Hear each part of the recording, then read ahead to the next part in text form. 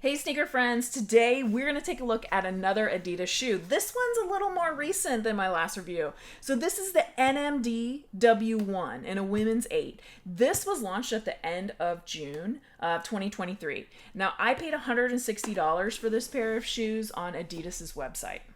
Pretty standard box, nothing fancy there, nothing to read and talk about. It is made in part with recycled materials. Yes, so this shoe, the first thing you're gonna notice, let me ditch the box. The first thing you're gonna notice when you pick up this shoe is the weight. It is a lot. I was just like, oh my gosh, how much does that weigh? So let's get the scale out right away and dive into this. One shoe is 368 grams. The other shoe is 371. Now, just for reference, I have some Endorphin Pros here. These are used. I run in these, right? I love these shoes for running. 375 grams. So the pair of these is equivalent to one of these. Now let's talk about why it's so heavy. So we'll use this one. So this shoe, the upper is simple. It's very basic. It's simple, but it's beautiful and it's complex on some level. So it's a knit upper going around the entire shoe. You have the stitched on heel counter giving you a little support in the back. You have the heel webbing in the heel pull tab, dual color with some print on it going through the heel counter, external counter, if you will. So this is laterals outside, medials middle, inside. On the medial side, you actually have knit 3 stripes. And backing on the inside of those, let's see if I can show this to you.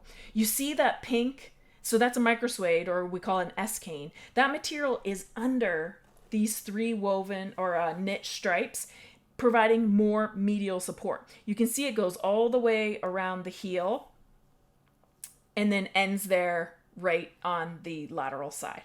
So you're also going to notice there's no sock liner in these shoes. You can't take anything out. And so they've got, my guess is they got a Strobel under there, and then they close seam this piece of fabric on top that they have the Adidas logo printed on, so that there was nothing on the inside, and also no abrasion for the foot. So sticking with the upper around lace, very basic. There's knit loops that the lace runs through. You can feel the lace running through it on the inside. So this upper is pretty simple. It's not heavy, okay? This is, just imagine a thin knit sock all around your foot. That's basically what the upper is. It has a couple of layers of lining on the inside. Now you get to these medial and lateral supports, so they softened up this curve a bit from the original NMD. Same with the lines on the medial side and in the heel. Then you get to this huge amount of foam, and this is the Boost foam. Now it is thick on this shoe. Okay, so this is the traditional Boost foam. Nothing really has changed about it. Let me give you a measurement. Let's see if I can find a spot. This isn't even the thickest spot, but the foam alone is 34 millimeters in the heel. Let's go to the forefoot. The forefoot, I'm going to average it a little bit. Where I can measure close, it's 21. But then it just gets bigger as you go out. It's 28 right there. So there is a lot of Boost foam in this shoe. Now, if you're paying attention, you're going to notice this rubber. This piece of rubber is also super thick. That's 6 millimeters of rubber. So after taking a look at the shoe, and as soon as you look at the bottom, you see, holy cow, that is thick rubber. So let's measure it. The 6.77 millimeters. I'm not sure I've seen thicker rubber on a shoe, if I'm super honest. So this whole shoe, so the web, if we want to go there, is 3.75 millimeters, and then the lugs in the back are 2.6. This whole thing is almost 6 millimeters, 7 millimeters of rubber going across the entire shoe. That right there, rubber is heavy.